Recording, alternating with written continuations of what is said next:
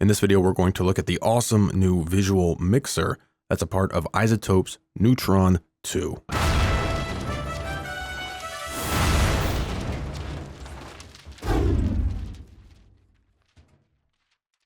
Okay, so here we are in Pro Tools. We have a little synth song here. We have some massive, some FM8, some more massive, some absynth, some reactor 6 there, and some more massive down there. So just hit play here. All right, and then it just starts to build. Okay. All right, so let's get on to the visual mixer. The first thing we need to do is of course, pull it up.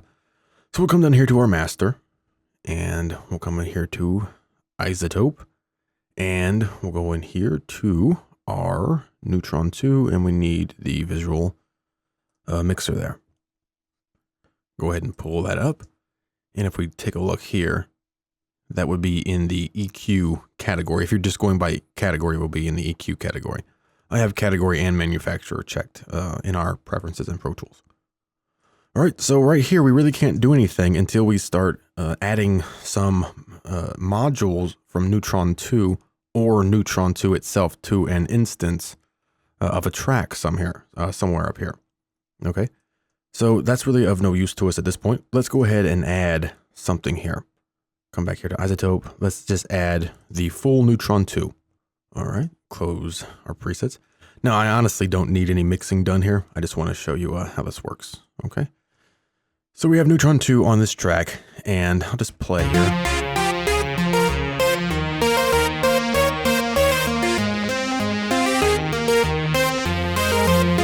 So we'll just do, maybe pull just a bit of those highs out.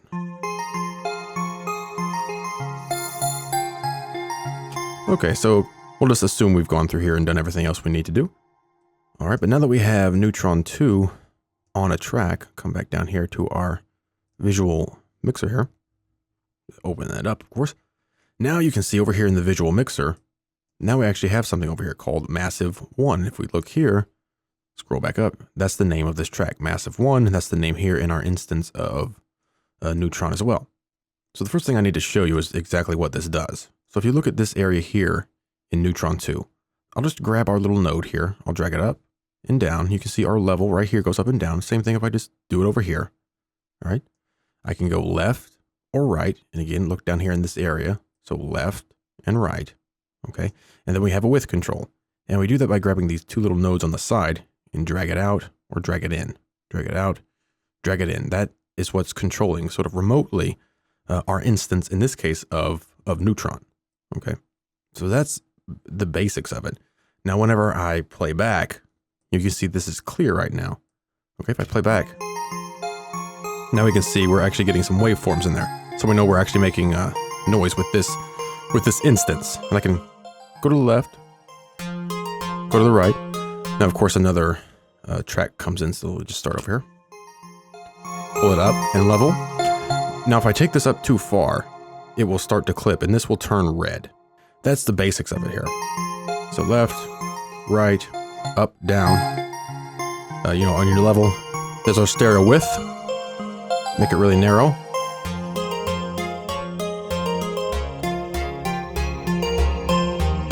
See, it's getting a little bit red there. Okay, but those are our basic controls. Another basic control that you need to know about is I can always change the name here. Maybe I don't want this to be called Massive. Maybe I just want it to be called Synth. Enter. Okay, now it says called Synth over here. It's called Synth right here in orange, and it's called Synth over here in our instance of Neutron 2. It did not change the name of our track, by the way, okay? Now, if we change that, of course, it's not going to change the name of our track, and our track name is no longer connected to that. So if I double-click in here, and I just call this Massive 3, enter, that doesn't change the name over here, okay? So let me change this back to Massive 1, and I'll just come here in Neutron and call this Massive 1. Okay. Just need to point that out. So the next thing is, of course, we have this other track coming in and no way to control it. Right? So we, of course, need to add something. What if on this track, since I have Neutron Advanced, I, of course, have all of the modules broken out into individual plugins. But just for an example, let's just say I need an exciter on a FM8 here. So we'll go and pull this up. All right, close down the presets there. Hit my target so I can open up my other plugin here. So instantly we have Inst2 Exciter.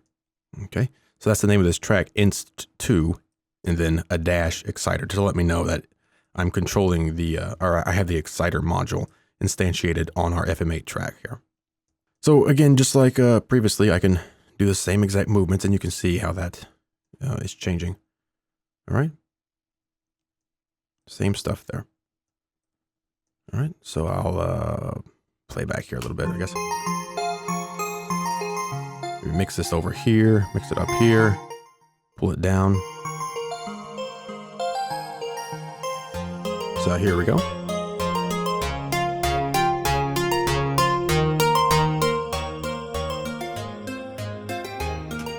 All right, so hopefully you get the idea how this is going on. Pretty easy way to mix, especially once you get a lot of nodes in here.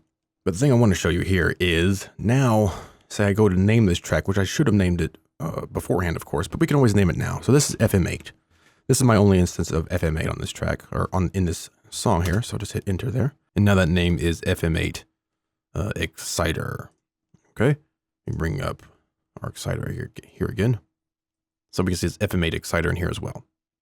So you can change the names, of course, if you change it on your track, or you can change it within your Neutron module, which in this case is an Exciter, or we can change it over here in our visual mixer as well. And another thing you can do is, of course, show and hide those. We already mentioned renaming them. Another thing you can do is make mix snapshots. So maybe this is the mix snapshot A. I can just click set there. So now that's set. And maybe I'll change it a little bit here, and then we'll set it on B, and then we can go back and forth between those. We can also set up C, of course, and get rid of those. That of course makes no sense in this example, but let's I'll play back here so we can hear this. I'll come up here to this bar.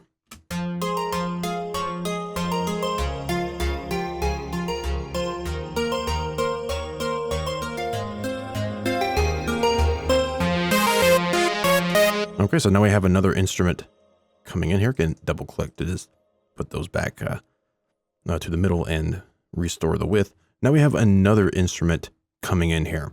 But the truth is I don't need any mixing capabilities from Neutron 2 on this track. I really don't need them even on these tracks here.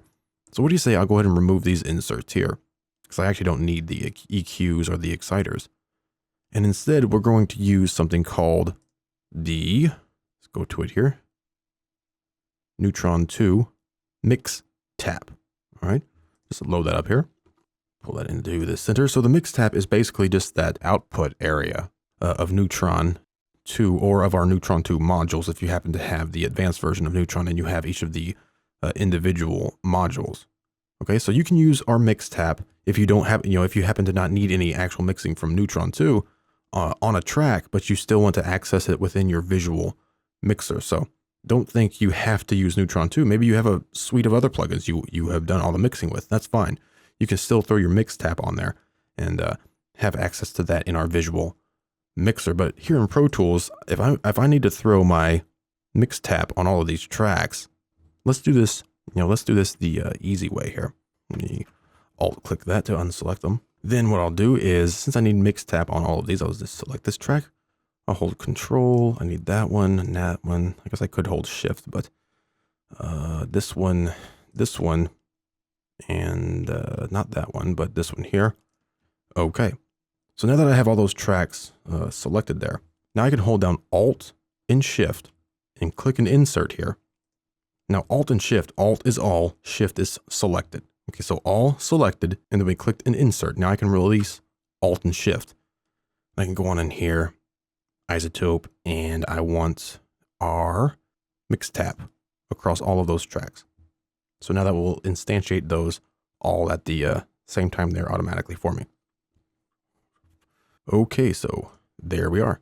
Have our Mix Tap across all of our tracks there. All right, just hop in here just so I can show you that this is going to be in sound field if you just have your category. Okay, so in sound field. I like to always have manufacturer checked too. It's just easier to get to all of our plugins.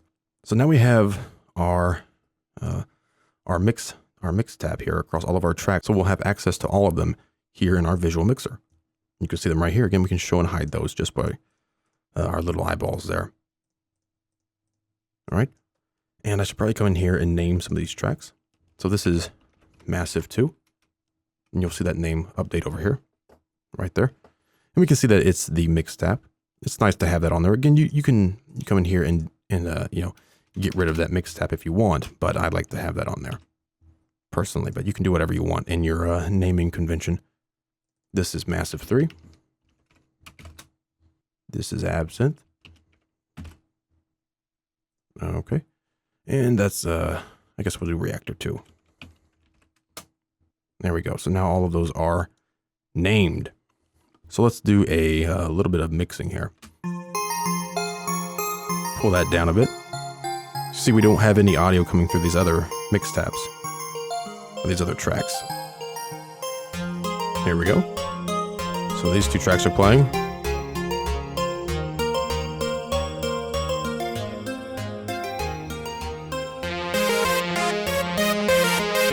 Make it wider.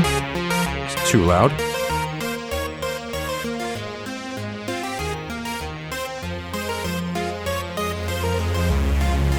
It's our pad. Make it wider, a bit wider.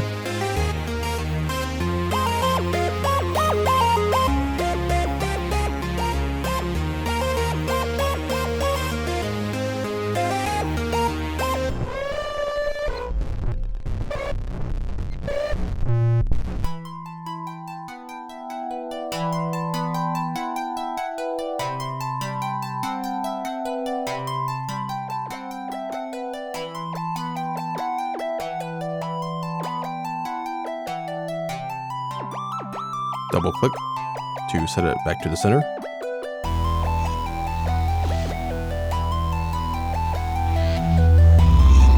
There we're clipping.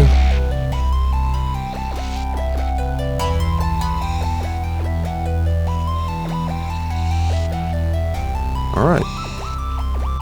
Pretty cool. So that is just a real quick look at, or relatively quick look and how we can use our visual mixer here. Again, an awesome new addition from Izotope. A really intuitive way to mix too. I mean, if something is too forward in the mix, if this is too forward, it's really easy to see that and say, well, I need to pull it back in the mix. So you can pull it down in the mix. If you want something off to the side, you can just move it over to the side. Of course, you can always use your pan knobs if you want.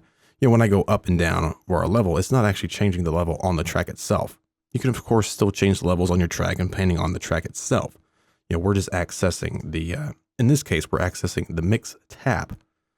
But of course, as we showed, you'll access this sort of output area within Neutron 2 or any of the Neutron 2 modules. That's what you're, accessing there. So here, this is Massive 3. So you can see that there. Okay. A very intuitive way to mix, a very sort of forward thinking way to mix there. But another thing I want to mention is, here we have, down here somewhere, we have some mono tracks. Actually, we don't. Let me go ahead and create a couple. Let's say a mono audio track. And I guess we'll do a stereo. Let's just say aux input, although it could be mono. We'll just do that. Let's say these two tracks here, audio 2 and aux 1. Maybe I want a different mix, visual mixer for some different tracks. Well, you can actually do that. You know, I could have different visual mixers up here. And, right now we have this. Let me open up visual mixer here on this aux 1 track. As you can see, it's showing me the same thing as the one we have in our master. Again, you don't have to have the visual mixer on your master. If you want to have a mix bus where everything's going into the mix bus and leave your master completely clean, you can absolutely do that. But just as an example, if I had maybe a bunch of mono tracks or something, or a bunch of, whatever, maybe I have guitars I want one visual mixer for and drums I want a different visual mixer for, you can do that as well. So here we have a audio track 2, which is mono. So I'll go to, in this case, I'll just go with mix tab, but of course it could be the Neutron 2 equalizer, the compressor, or whatever. All right, so with our mix tab on a mono track or whatever mono module you're using from Neutron 2, you have a few limitations. So this is of course showing up in our visual mixer, but you'll notice I can't, let me find it here. Here it is, audio 2. I can't drag it to the left. I can't drag it to the right. I don't have control over the width or the, left, right, as I mentioned there. Okay. So just keep that in mind. If you want that level of control, what you'll need to do is instead of using the mono version, okay, use the mono stereo version. You'll see this will split up into a stereo track now. There we go. So now with this mix tap, I can then just click it here. I can then go left, right, and I have control over the width here remotely from our visual mixer. So I just want to point this out here that I have this visual mixer here, which is on our aux track 1. We're just saying this is some sort of an auxiliary mix for maybe guitars or something. And then we have our other visual mixer that's in our case on our master, which again, it could be on a different mix bus. And they of course show this same exact thing, right? Same exact thing. But what you can do, as I mentioned, is this is the one on our master. Maybe I don't want to see audio 2 on the master. Just hide it over here. And let's say in this case, I don't want to see these other tracks. And we'll just assume I have a bunch of other tracks in here for guitars and things. Okay, we'll just assume that for now. So I can hide all those, and then I'll just have the tracks showing up in my visual mixer that I want each one. Okay, so that's just a quick tip that you can keep in mind there. Now let's look at another example of using the visual mixer. So in this session here, I already had Neutron 2 applied to these two tracks, but it was the mono version.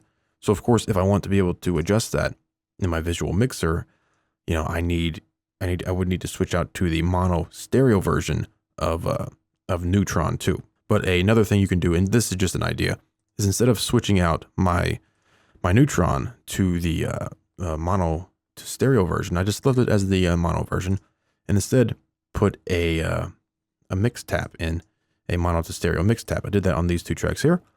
And then we have a visual mixer right here on this guitars track where these two guitars are going into it. So let me just solo this here and grab those. Okay. So in this example, maybe we just want to have a visual mixer just for our guitars. Now, because we have Neutron 2 and our mix tap on these tracks, we're going to have doubled up over here. So DOM left, that's the track name, and then DOM left mix tap. So I can actually hide the DOM left because I can't actually do much with it. I can just adjust, the level because this instance of Neutron 2 is, as I mentioned, mono. So what I can do is just double click to make sure that's in the middle, because what we are adjusting in that, again, let me open this up. What we're adjusting in that is this level right here. Okay. So we can just hide that one and hide the dominator right. So now we'll just have these two show up in here. And we also have a full drum mix here, a bunch of drum tracks. Here we have a bass. So see over here, I want the bass, but I don't want the China, the Crash 2. This is just an example, by the way, or any of these drums. I don't want any of this here in this visual mixer, just as an example, as we alluded to earlier. So maybe in this visual mixer, this is all I want to see. Just perhaps, just as an idea. So my bass mix, that's just up and down. Okay, that's just my level because I put a mono version of our mix tap on there.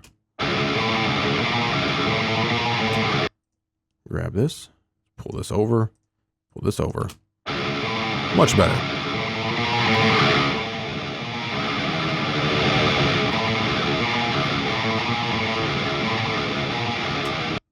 Just an idea. So this is where the visual mixer really has a lot of power. Of course, we can use our mix snapshots here. Again, this is just an idea here. Okay, and from there, then we have Neutron 2. In this case, this is a mono version on our kick here. Okay, and we have a mono version on the snare. And I actually didn't put anything on the snare reverb, but that's fine.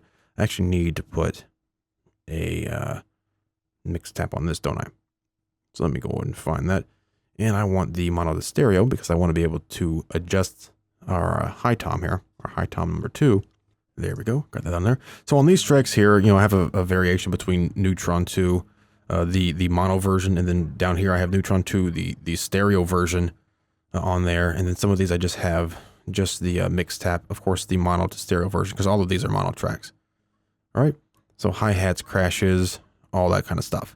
And then down here on this drum mics track, I actually have another visual mixer. And then down here on this mix bus, I have another visual mixer. Okay, so actually I have 3 total. So what I could do would be, just again as an example, this is the one on our mix bus. Now one thing that's important to note is that you actually don't have to have the visual mixer on a track that has audio coming into it. So this mix bus, there's absolutely no audio coming into it, okay? So I can hit play. And I can still make adjustments. As you see over here on the level, right here, there's no audio coming into this track. Okay? But I'm still able to adjust our guitars in this case.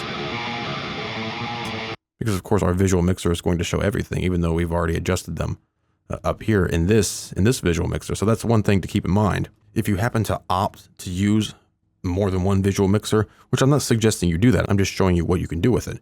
Just keep in mind that whatever I adjust in this visual mixer here is of course going to affect this visual mixer here. This is the one on our guitar track. So if I move something, it's going to move there too. All right, it's all connected. So just keep all of that in mind. All right. So again, back to this idea. Let me take these off of solo. Come back down here. So I just wanted to point out that wherever you put your visual mixer, it doesn't actually have to be passing all the audio to it. You can just put it on a dummy track. You can put it on your master track. You can put one, for example, I put one on our drum mics track, which this is just the drum mics, right? And I also have a mix tap on that too. Okay. So it doesn't really matter exactly where you put your visual mixer because it's just, it's just our mixer. Just wanted to point that out as well. So again, just as an example, one thing you might want to do as an idea, since this is the one on our drum mics, let's just get rid of showing everything but our drums. So perhaps then we would want a drum visual mixer here.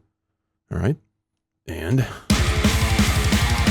go up here to our guitars again. Let me just, I'm going to just actually mute the bus here. I could use this visual mixer to adjust my drums.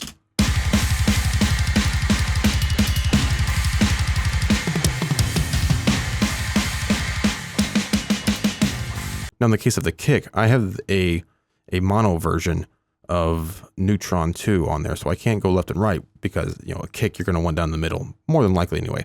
Same thing for our snare, which we just grab the snare. So snare can only go up and down a level. I can't do anything else with it.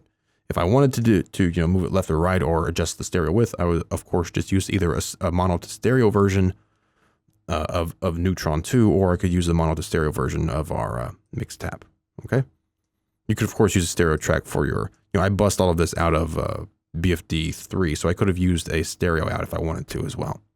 All right, just a lot of stuff to sort of keep in mind there. So I can start mixing visually here. So we're hearing our bass, but that's okay. I could actually come in here, turn the bass on, pull it down.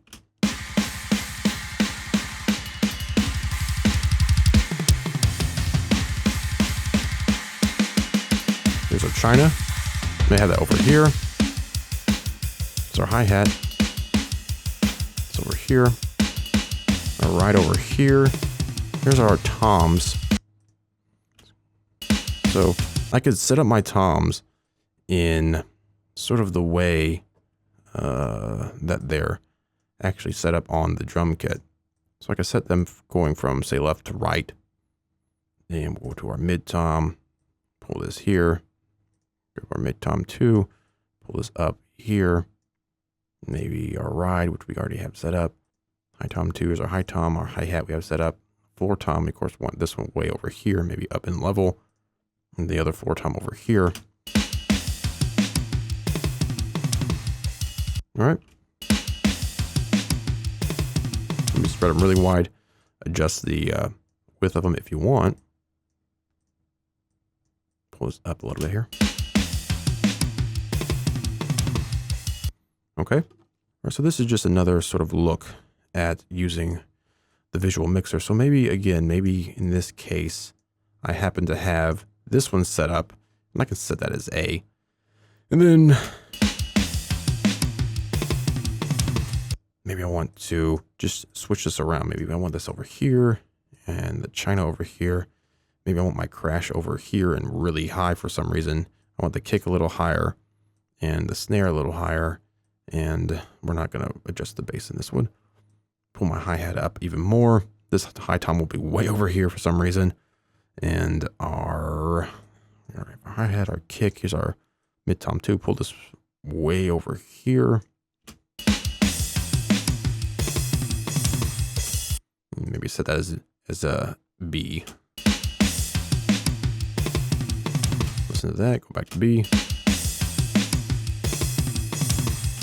All right, so hopefully here you can really see the power of the visual mixer. So in this case, we've set up 2 mixes really quick here in the visual mixer. This is just our drum that we're using it for anyway. And this one here, setting up for our guitars. Let me unmute that.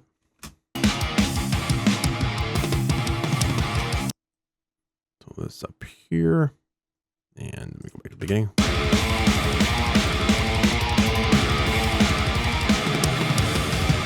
All right, so I have more mixing to do here in this, but this is just an idea. Okay, and then since here we have our guitar visual mixer, down here we have our drum visual mixer. But then of course, as I mentioned, we also have another visual mixer here. And of course, it's spread out how we already had everything set up. So then we could maybe use this visual mixer to sort of tweak things. Again, I'm just throwing out ideas here. You more than likely are probably just going to use one visual mixer, but again, keep in mind you can sort of use these in concert with each other and set up a bunch of different sort of mixes individually, and then come into a quote, master visual mixer where you have everything turned on, okay, and then tweak it from there, right? It's just an idea.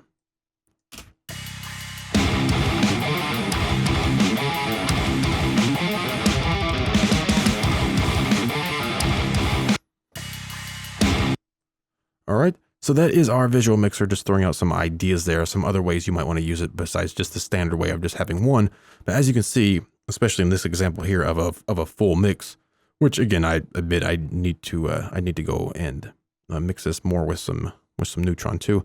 I just threw them on there real quick. Definitely needs more work there. But as far as the visual mixer goes, you can definitely see how this could be a very intuitive way to mix. Different than your standard, coming in here and just tweaking knobs and tweaking faders. You can come in here and really see your mix visually as well, which is pretty cool. What would be really cool is if we could integrate our visual mixer actually right here with Pro Tools or with FL Studio or with Cubase or whatever you happen to use. That would be pretty cool, but can't do that right now. But maybe in the future we can do that. It's a really cool interface. As we can see, everything's spread apart here. We can really envision how our mix is sounding in that stereo spectrum there. Very cool. See when everything's actually passing audio, when it's not, adjust the level, adjust, left to right, adjust the width. And of course, rename all of our different instances, all of our different tracks, show and hide them at will. And as I showed here in this video, you can have different visual mixers, multiple visual mixers, if you want as well. And it's just as easy as making sure you add either a module from Neutron 2, whether that's the full Neutron 2, a module like a EQ or compressor, whatever from Neutron 2 to a track, or just add the mix tab to any track that you want to see in your visual mixer. All right. That is the visual mixer part of Izotope's Neutron 2.